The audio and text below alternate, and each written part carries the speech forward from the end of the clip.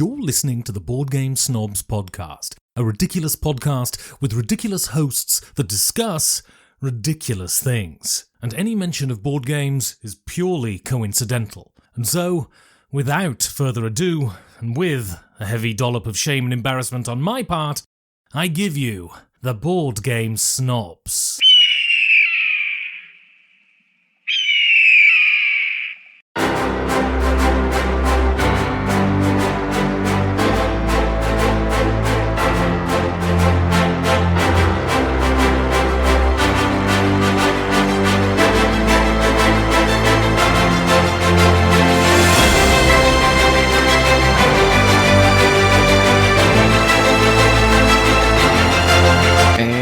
This episode.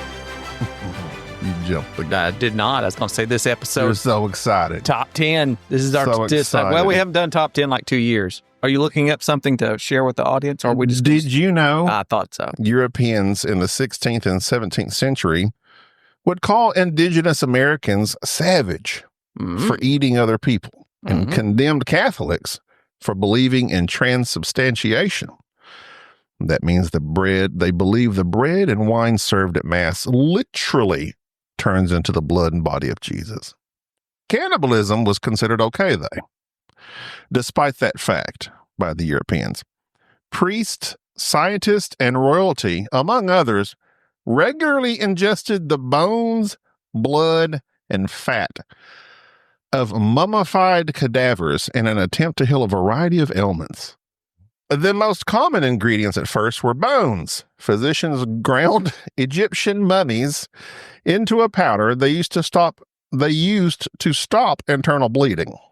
What about Egyptian daddies? Doctors routinely prescribed bandages soaked in human fat for healing. You know, no wonder the life expectancy back then was like 20. They did everything exactly wrong. No. What was the basis of their science back then? If you did it and it worked. Once? They did it one time and it worked. They thought that was it. Some freak accident. Physicians also believe that ingesting human skulls could heal anything from headaches to epilepsy. Skulls. Brain scientist Thomas Willis invented a concoction of human skull, just a dash of human skull, mixed with chocolate to cure apoplexy in his patients. And King Charles II of England often drank human skull powder along with alcohol to cure his depression. Is it alcohol to cure his depression? Just, mix me up an old-fashioned with some skull powder. Where are they getting those skulls at? They chopped off heads all the time. So you donated your head to science or something?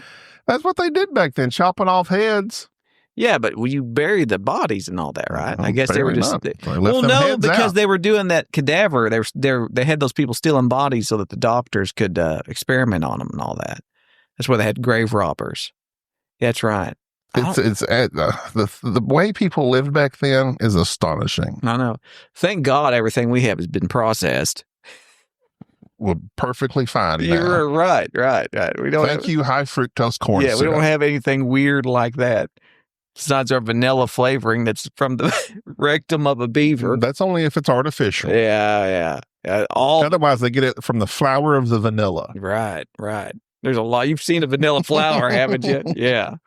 They'll always have a little like yellow flour on your yogurt. Yeah. They're like vanilla. I guarantee. Yeah. Oh, you think they're out there picking flowers and making that yogurt? You think there's some Greek guy over there making that Yakinos Greek yogurt out of flowers? Where does vanilla come from?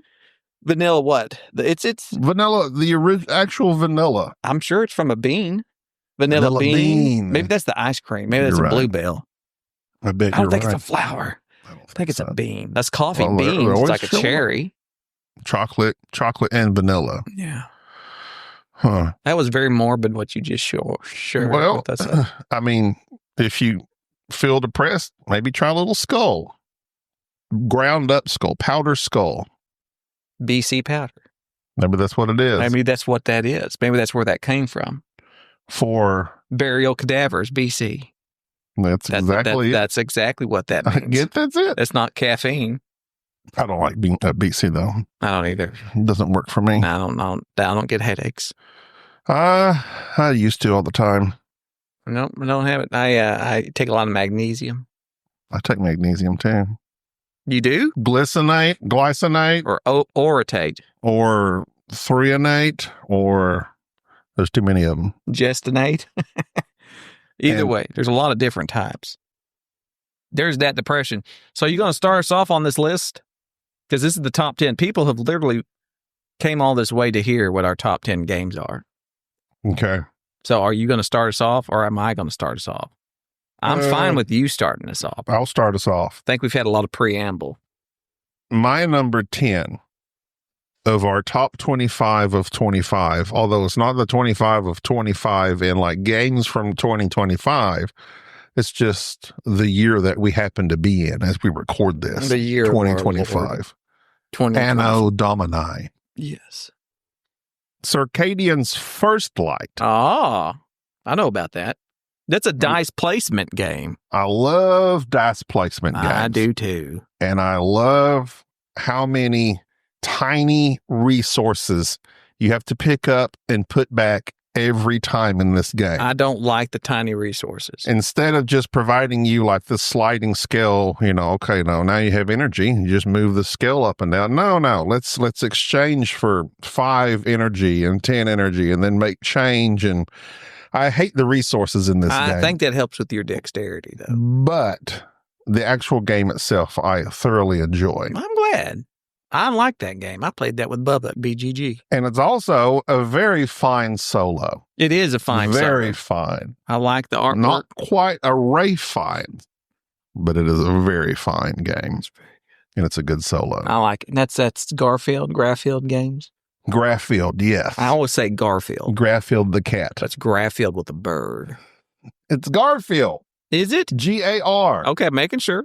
Like you take a fish that's a gar and merge it a portmanteau with a man named Philip, but you happen to just be good enough friends with him. You call him Phil.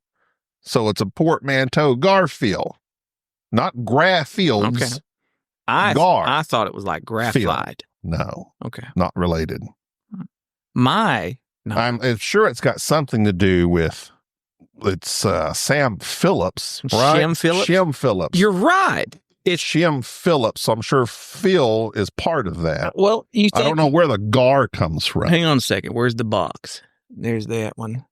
So yeah, you might be right. It might be like it's an amalgamation. Would that be the right term? Yeah. So it's Garfield. I wonder if who's Gar. I don't know. I wonder. I can't hear myself all of a sudden. Well, Can you hear me? I hear you all the time. But very nice. Well, that's a good one. I appreciate that. There one. we go. I fixed it. My number 10 is Blackout Hong Kong. This, in my opinion, is Mr. What's his face? Fister. Best game. I know everybody likes Maracaibo. I think they're coming out with another expansion. I don't like that game. Speaking of little parts, those little things you have to move around the boat, the little pegs, not the pegs, little discs. Did not like Maracaibo. But Hong Kong Blackout is a great game with an excellent theme. Yes, it's got some problems with the color palette of it. And yes, it can be a little bit difficult to obtain, but it is by far one of the best Euro games I've ever played. And the theme being one where you're trying to turn the lights on. It's at least the top 10 of best games you've ever played. Yes, it is. Turning the lights on in Hong Kong after disaster. You're playing emergency management services, playing cards from your hand. It's kind of like a small deck builder because you're building your cards and you're placing out your workers onto there and utilizing resources. It's got a rondelle, but not a traditional. That's my boy. Not a traditional rondelle. A non-traditional rondelle. Why do people get upset at the color palette when it's in the title of the game? Well, because it's like, you know, when certain episodes or television shows are all like dark, you can't see anything. Mm-hmm. That's what this thing is. It's like pitch black. That's what they griped about the great fight against the White Walkers in Game of Thrones. Everybody says you couldn't see nothing. Same thing with the pitch black, though. And also the great movie? Vin Diesel. Keep moving. But you could see in it, right? No, that was Riddick. Yeah, that was Riddick. Pitch Black. No, because they were always lighting it up. Exactly. So they had it a well lit. It was well lit for it being pitch black. There is a movie though. I'm trying to think of what it was. It's one of those Nolan movies. I feel like because he's all about natural light and all that stuff. Nolan. Christopher. I know him. Not Ryan. I know him. But anyway, yeah. I liked Pitch Black. I didn't have a problem with the colors myself. I know you didn't. That's my number 10. That's a good one. Yes. And you said that's a pretty good solo as well. It is. If you're into that. It is if you're into that type of thing. It's a great solo. I am into that type of thing. I wish you were. I need to get into it more. I wish you were. I've kind of kickstarted, not game found, kickstarted my getting back into setting up games, learning games. I set up Space Alert the other day, and you really have to have like 4 people minimum. 5 they say is better, but that's a game you can't really solo. No, because you have to be doing like, yes, you can multi-hand it. You can't multi-hand that. But would be extremely difficult. Very difficult. And also, as I was learning it, I was like, I don't know that I would like this game or not. And there's not like a real good how to play it. No, it's old. It's very old. It's very old. There's a CD. There's download. Yeah, I know. I had to download download the MP3s because the CD would not play on anything I have. My Xbox plays Blu-rays, but it won't play an MP3. Mm. But I would like to play Space Alert. I've had it forever. Everybody says it's fun and enjoyable. But as I was setting it up, and I was reading the rules, and it's weird. I don't know that I'd like it. You don't know that. I do not know that. I'm just making an observation. But you might love it. We need more than the 3 of us. You I'm counting the invisible Enrique. Enrique sends his love. I spoke to him earlier. He just sent his love. He's very busy. He's beta testing some Monster Hunter game or something. He's doing something of that nature. Huh. I guess if you're not familiar with beta testing, that's when I accept his love. They have their games or whatever, and they're not released yet, and they recruit fellow incels to beta test the game and then collect the data. I don't know what feedback he could be giving them. Add more monsters, but he's really in the Monster Hunter. Yeah, I don't know I think mainly it's like checking for glitches, isn't it? I believe so, yes. But anyway, you chose well with Hong Kong. I approve. Thank you. You're number 9. My number 9 is a game of which we said there's nothing pleasing to the eye about it or the name. I don't know. I would say anything that rude. You've said it. What'd I say? Just this very podcast, you've said things that rude. I've never said that. It's as brown and as cubey as you can be. No, I've never said anything of that sort about this game. And it's German. I love Germans. Oh, no. A little too much, if you ask me. There's nothing wrong with this game. Hansa Teutonica. It's a great game. I believe it was earlier on your list, I believe, because we kind of talked about it already. I did talk about it. Yeah, Hansa Teutonica is a fantastic Cuban pusher. Cuban pusher? It wasn't on my list. Maybe we talked about it. No, I think we talked about it when we went to New Orleans. It just didn't make my list. I think we talked about it because we played it in New Orleans. Pegaspiel Big Box Edition. And every time I play this game, it's fantastic. Everyone we play it with loves it. It's super Euro, and you're got this map of ancient Germany. I'm guessing. I don't know. I believe it is. And you're just making trails and putting yourself in castles, and it's like a route building type of thing. And then you claim these bonuses that give you more power, and you can you have your own player board that you can upgrade. Scythe-like. Actually, Scythe probably ripped it off from this game. No, they ripped off the other game. Which one? The game that Scythe is based on. But anyway, Hansa Teutonica is a fantastic game. To me, it's like, of course, I had Concordia at number 11, but this is right there. Like, they're very similar in the way they make me feel. They're both trading. The way they. So you like tan Italian trading. I like European trading. Give me some European trading, and I'm in. And some wooden components. Okay. Hansa, my number 9. My number 9 is a game that's come out twice.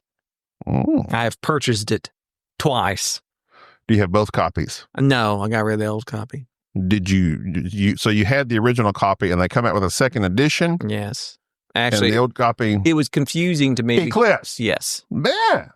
Because it eclipsed the first one. It's very nice, and I could not justify it. Shout out to Ryan Maxwell for helping me find the second edition to this at GameNerds.com. Thank them for sending it to me after I tracked it down. So the first one had an expansion that like kind of fixed something that was those rockets that were broken. Yep, and they redid it and put minis in it and fancied it up, and there you go. And then the second edition just smoothed all those rules out from the beginning. Yes, I absolutely love Eclipse. It's the premier space game for me. I in terms of just, and I want to say it's 4X. I guess you can get away with saying that. But yeah, from the combat. 4X. You know your thorax? I do. It's right here. There you go. Right here. No, thorax. Right here. Yeah, that's your torso. My belly? No, it's your entire. It's the rear end. No, that's your posterior. Oh. Your thorax is all of this, not your Do humans have a thorax? I don't think so. So it would be the equivalent of my thorax. Your carapace? I don't know. Carapace? What is that? That's I don't carapace. Anyway. Just kidding. Eclipse. I'm trying to see if Eclipse is even on my list. Yes, it's... Number 26, honorable mention. Honorable mention number 1. Just missed it. I really like Eclipse, and that's it, man. It is a good game. It's a great game. I think it's... No. No. Of those big space fighting games, I'm trying to look and see if I have anything higher than that. I think Eclipse is my biggest one. No, there's another one on here. Oh, okay. Spoilers. Spoiler alert. My number 8 is Project Elite. Oh, I like Project Elite. I like projecting Elite. You know what? Tom likes it. I have Elite set up all over my room. My friend Tom likes Project Elite. I know. I'm looking to. I was watching their 10 through 1 as I mentioned previously, and I was wondering because it was his number 1 a few years ago. Yeah. But Project Elite, Jerry has the game. He's been painting it for 3 years now. And I look very forward to the master class I'm sure has been done to. Anytime you want to play it, I'm ready. Is it painted? I think so. It might be. I have to look it up. I think I don't have it out, so I'm thinking it may very well be painted. Because you and Enrique purchased that for me. For an anniversary gift. For an anniversary gift. We played it once, and you said, I want to take this home and paint it. I haven't seen it since. Well, that's okay. I'm going to give it back to you for your next anniversary. When is that, November? With painted minis. I guess I look forward to seeing it in November.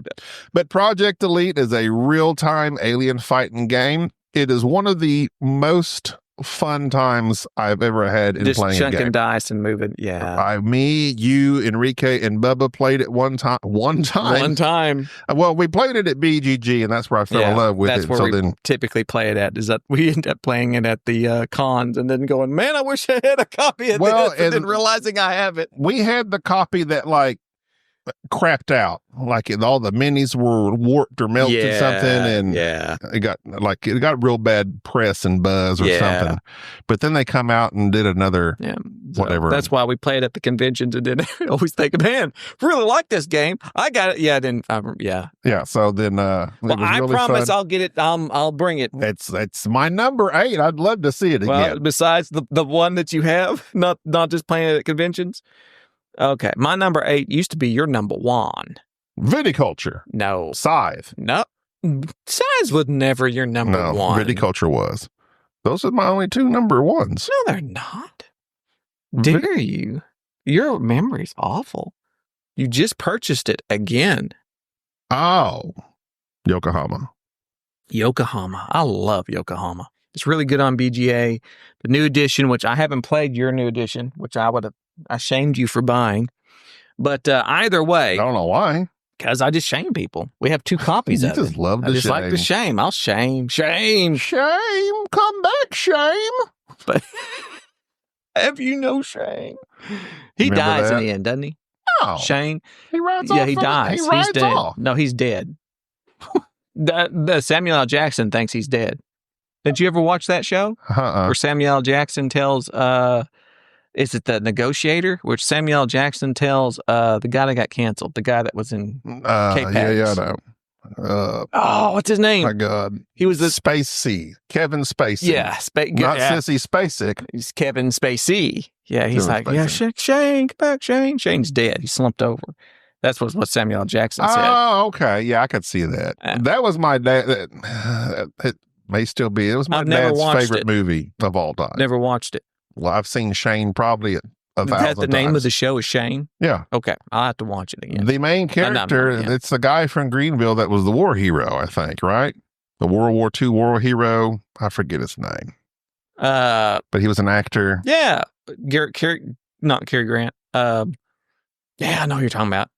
Anyway, he's from Greenville, Texas, which is just a stone's throw away. A stone's throw away. And he's like, this head gummy. You got me. All right, well, I'll have to look it up. Yokohama, my number 8. Yokohama is a fantastic big brother to Istanbul. Yes, exactly. Which I think Istanbul hasn't really been, you haven't really seen a lot of it here lately. It came out, was a darling for everybody for quite some time. It's still a good game, but Yokohama is its bigger brother. And I love the whole... Alan Ladd. Alan Ladd. Either way, Yokohama is my number 8. Let me see if he's the one I'm thinking of. He is not the war hero. Who's the war hero? Oh, my God. From Greenville, Texas. You should be able to just Google that. War hero from Greenville. I feel embarrassed. You should be. You're a Texan. Like, yeah, and he's like super famous. You're not thanking him for his service. Now. That's not the guy at Bonanza. Audie Murphy. Oh, Audie Murphy's from Greenville? Yes. I didn't know that. Yes, decorated war hero. He was the most decorated. Right. Medal of Honor. All before the age of 21. Yeah. Man, and what have I done before 21? I got real upset in my video games the other day. Played a lot of Call of Duty. I'm about to prestige. I saw some reel. It was like our grandpa's at the age of 18 and they're in the trenches fighting and getting shot and their heads blown off. And they're like, I'm depressed because my cat is something or other and they're drinking coffee from Starbucks. And, it's sad. It's a sad state of affairs. The things that affect us now. You're bringing this. Listen, you're bringing this down. I keep. My highlight is ranking these board games we play. Meanwhile, Grandpa was fighting for his life in the trenches. But let me tell you about number 7. Be great if his access now. I was something like that. Then War 44. I simulate those battles very well, Grandpa. Number 7, Nemesis Lockdown. Ooh, very nice. The game that we have played of that. Now, I will say this about Awakened Realms. They recently on first off, I'm waiting. Enrique, I'm waiting. Enrique doesn't realize it. You're waiting Enrique. That's what you just said. I'm waiting Enrique. You just can't quit him, can you? Quit him. Come back. Enrique is waiting on the Nemesis. As slow as you're talking, I'm on pins and needles myself. Retaliation. Oh. It's the Kickstarter that he does not know that he owes me $109 for. That he backed. He also doesn't know he backed. That's coming soon. And it is the Marines attacking the aliens, I believe. So we're anxiously awaiting that. The first wave is shipped. The second wave, I think, is going to come here in a few months. Needless to say, Awakened Realms overwhelmed me by releasing an AI app for their games. Now, the AI that was part of this is that when you download it, it's the rule book, but it's not the rule book. It's just an AI, and you ask it questions about the rules, and it tells you the answer. Like, literally, I was playing around with it with Nemesis, and just select the game you want, say, hey, explain to me movement. And it explains it. And then it's like, well, can I move from here to here? And it goes, no, you can't do that. If you do that, this is the rule. It literally just finds the rule for you and tells you it. Well, that would be good for clarification. Yes. I really think that's a neat little facet that they have now, utilizing an AI to be able to go, hey, so digging through the rule book, just ask the question and it can tell you and then reference, here it is in the rule book. That would be good. That's slick. I like that. So, anyways, I would shout out to Awaken Realms. Wow, why are people so against AI? See, it does good things for us. It will end us eventually because it'll start talking to you. I know. The AI will start asking for your social security number. And I've seen Cyberdyne. I know what you're up to. Cyberdyne. System Shock, too. I know about that. I know what you're up to. Is that BioShock? No, System Shock. What's System Shock? It was the classic RPG video game that was before BioShock. It's before your time. You weren't a PC gamer. No. But OG System Shock. System Shock, they did a revamp of it here recently. Shout out to them. Anyways, your number 7 was what? Nemesis Lockdown. I'm going to play that again. Fighting aliens, running around. Wasn't a ship. It was a planet, right? You're on a planet. Yeah. Trying to get out. And that was an amazing time. It was. You tried to kill me. You killed me with a sword, Mel. My number 7 is the OG of the OGs. Oh, 7, we will watch them fall. The first game I think listed on BGG. Die Macher. Die Macher. All about that German stuff, ain't you? Little bit. I'm down with it. Mm-hmm. I really like Die Macher. We played it with Bruno at BGG. And I remember first time I playing it before that thinking, wow, what a great time I had with it. And every time subsequently I played it, realizing that it's a longer game. It's got some neat interconnecting little parts where you're just trying to figure out, okay, how am I going to win this election and how I'm going to influence it? And it's just a cube pusher. It's just another German cube pusher that's done awesome. And I can't get enough of it. I love it. Love it. Synergy, as we go down to one more number, it's my number 6 is Die Macher. Really? We synergized. So the first time you showed this to me, I was so taken aback by the gameplay. Hated it. No, I didn't hate it. I could see the hate in your eyes. I did hate it. But it's hard to tell because your expressions are always very... I know. I'm just staring off into nothing with my fat face, you say. A cat. And no personality to boot. It's like, what even am I doing? There's that self-degradation again. Degradation. There you go. And so it's a lot of a game. It's a lot. And there's a lot of phases to the game, like the moon. That's like throwback to the very first episode. But it's good because the phases of the board, you remove it as you... Exactly. Yes. Well, no, I'm not even talking about that. And those are like the rounds. Yeah. But for every round, there's like phases. Several phases. It's... set phasers to stun. There's, I don't know, like 6 or 7 different things you go through. But I will say that the player aid is absolutely remarkable. Yes, that is how you do a player aid. Period. And so anyway, the first time I played it, I wasn't sure. I might go back and listen to that episode and say, no, I actually did hate this game. But it was overwhelming to me. Then we played it at BGG with Bruno, Le Bruno. Bruno makes everything better.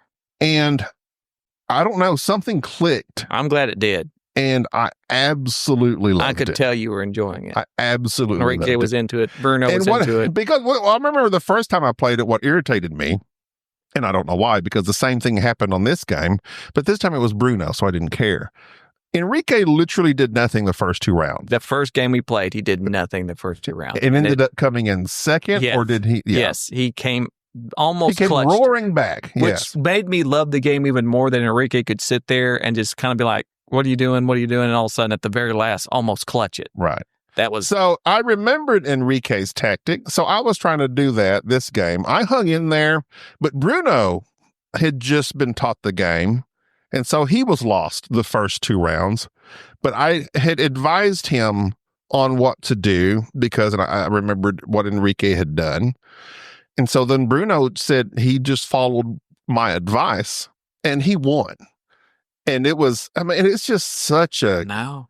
It's a weird game of German politics. Who would have thought that would be exciting?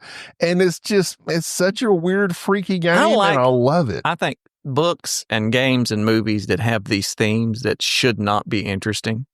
When you think back of all the great television series and movies, they're never really something there are those that have this abstract theme or this really insane, interesting theme. But then, like the best comedy, The Office. What is it? It's just people in an office. Seinfeld, about nothing. And then you have these games like, what is it about? Oh, it's about aliens and you're fighting. What's this one about? German politics. And you know what? Let's sell it to Americans. Mm-hmm. They'll get it. Well, it shouldn't be this good. I don't hear anyone ever mention this game anymore. I do, constantly. Really? Yes, I talk about this game. Not you. I'm talking about other...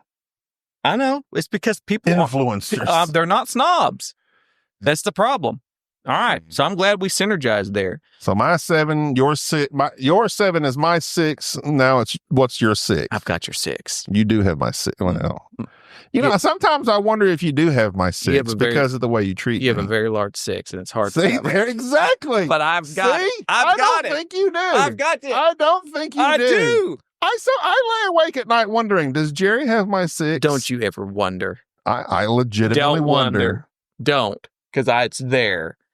You just can't see me. And why can't I see you? I don't know.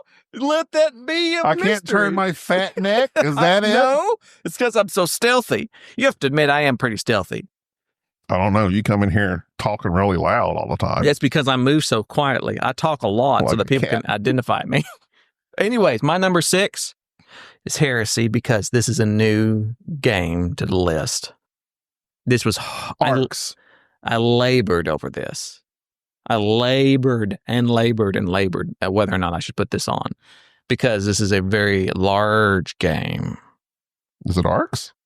Is Arcs a large game? Yeah. No, not in the least. Not in the least. You don't think so? It's a little bit small box game. It's not a small box game. It's a small. Okay. I don't know. You don't know because you're not paying attention because you don't know me. I'm really the one that should be wondering if you have my 6. Really, because you've only played this game with me once, and then you said some disparaging things about it and went about your business. Okay, well, hold on. While I go through here real quick. Did I invite you to guess it? I'm going to, nonetheless. Go ahead. I'm going to, take your time. Grind this episode to a halt. I will. You know what? This is our podcast. I can do what I want. You do what you want. I'm in good company. Let's see here. I can't believe you. I'm dropping hints. Rex. My number 6. I'm dropping hints, and you're not even picking up on it. Rainbow Six. I've never played that. Large. El Grande. Oh, please.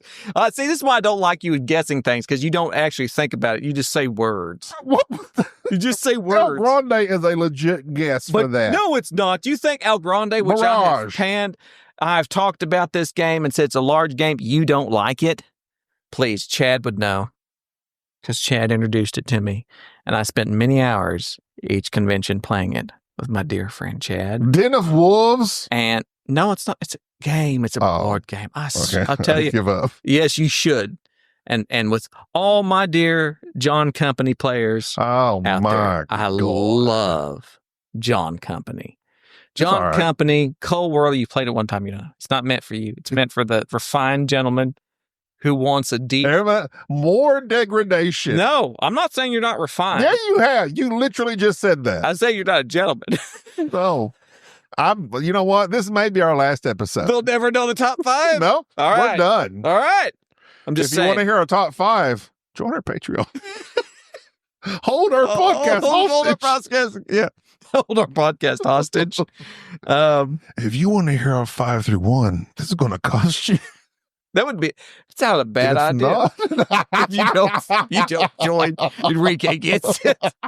This start racketeering all of a sudden. No, that would be if I would see. That's how they got. That's how they don't care that much. How Dice Tower got their money at the very last. It was the Z reading a ransom note. If you don't give Tom $60. What else? We need some emails. People email us. Hey, listen, I ain't got done talking about John Company. Randomly. I just want people to email us. People have been emailing us. I've been inviting people to email us their top 10 or just top whatever. I haven't seen them.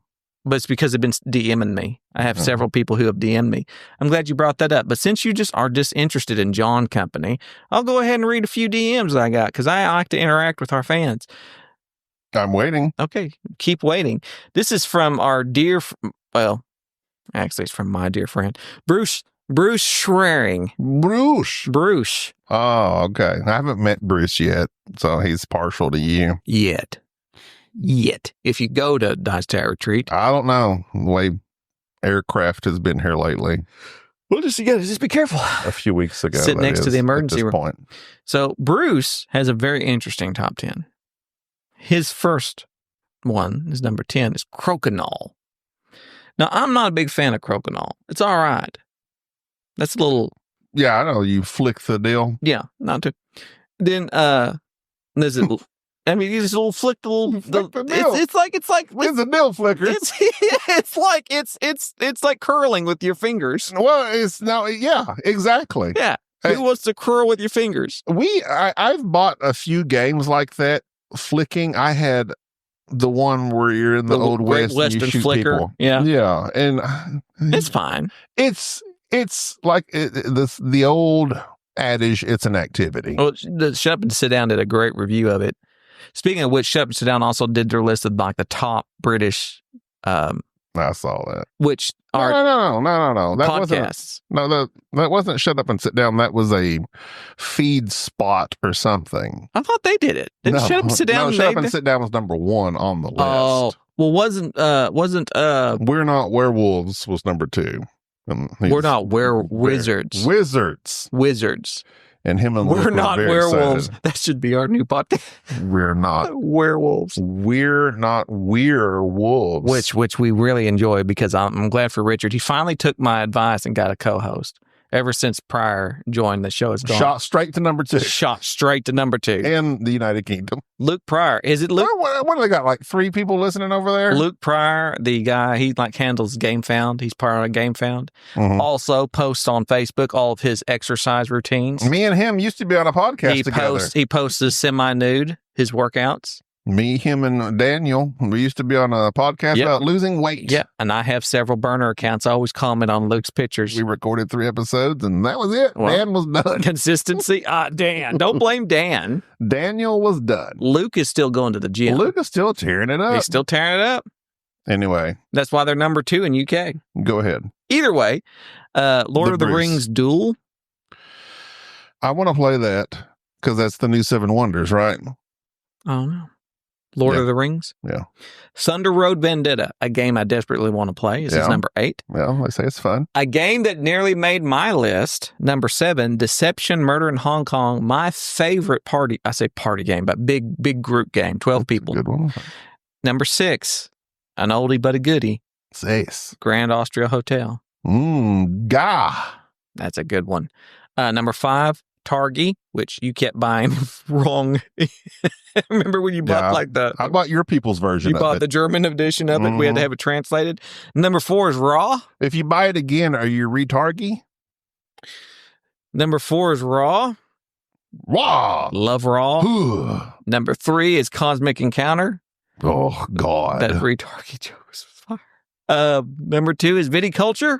Classic. And number 1 is TI4. That's, okay, so the other day... With the right group, that's awesome. Me and Jer made plans to get together and play some games. Who? Me? Yeah. We did? I call you Jer. Oh. All right, continue. And as we made plans, we're going to play SETI and some other new games that have come into us. But I was thinking we need to set aside... My phone was making noise. Unprofessional. We need to set aside a day, a big day, to play TI4. We do. Like we did that one time we played it. Oh, yeah, I love playing TI4 with a big group. Yeah, we would get the 3 of us, meaning Enrique, and Bubba and Deej played it last time, and we should go. Be done. All right, what else did Bruce say? He just said that he loved me and he looks forward to seeing me at the. Did he mention me? He doesn't know you. But he could mention me. I talk about him. Bruce, will you please mention Gaby? Yeah, are you looking forward to meeting me or not? I'm sure. He didn't even mention me in that top 10. Like, he didn't say anywhere in there, when you record the podcast with Gaby, tell him I said, he did not. What's up? This is a private DM with myself and Evan Hughes. Okay. And Bruce. And the milkmen, did y'all utter each other? Are you talking about with Chris Yee, the milkman of the Rainbow Unicorn? Yeah. Our private / club. Yes. Have y'all talked to each other? We have a group together. Of course, I often message. Get Yee on the podcast. Yee doesn't he's have one time. Of your bros. Yee doesn't have time. I know he's very busy, but Yee is busy counting the money at the dice tower right now. Yee is excited because that was several weeks ago at this point. But either way, Yee is looking forward to Dice Tower East and West and North and South. Dice Tower Yeast. That would be a great one. That's what you should do, Chris. Have a Dice Tower Yeast, and that way it's just your just him. Yeah, him and his fans. Yeah, his wife. He has a great many fans. Great many fans. Great many fans. Anyways, that's the end of my list. Next week we're going to have the top 5. Oh, okay. The absolute. I thought you just like ranked your top up till 6, and that was it. No, I have the rest down. Me as well. You do? Me as well. All right. I look forward to hearing your list. Maybe you won't be so self-deprecating. I'll be in a much better mood next week. Please. Because you seemed Today was a rough day. You know, sometimes things happen in life and you don't know what's going on in my background. I don't know what you're going through. Maybe I got something going on in my brain that's irritating me, and I'm taking that on you. And now what you've done is that's called, what do they call that? Projecting? No. See, you've made several comments about me in a negative light. Didn't make any comments. And I've taken it into my brain, and now it's put me in a bad mood. But what do they call that? Gaslight. That's not gaslighting. You gaslit me. That's not gaslighting. And to making me think it was my fault. That's not gaslighting. That is gaslighting. That's not gaslighting. See, you're gaslighting me about what gaslighting is. I think we should. You're double gaslighting. I'm propane lighting. Can you double gaslight somebody? That's not true. That's not what that word means. Listen, this is all your fault. But yeah, anyways. All right, next episode, I'll be in a great mood. We'll see. I'm going to take my antidepressants. Where's my Effexor? Are you taking Effexor? I was. I gave it up. Well, let's see. Didn't work. How's that working for you? Now, speaking of blank stares. Yeah. That gave me a blank stare, and my wife told me to stop taking it. Well, she said, your eyes got real big on that medicine. And as you know, I have wee beady eyes. You do have beady eyes. But I was just like going, maybe you got first time you actually saw something.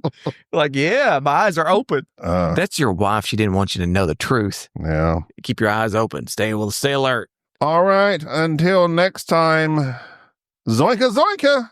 Oh, don't do that. Bringing it back. No, don't. It never went away. Maybe we'll have Kentucky Fried Jesus with us next time. Well, hope so. I doubt it, though. No. He's not going to come in until later. He's beta. He's playing the beta. All right. I love you all. Send us emails to boardgamesnobs@gmail.com. Leak. Touch those links. If you have any leaks, touch those. Send them. If you have any leaks, send inside. them.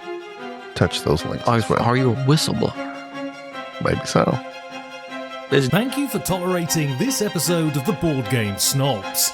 Stay classy.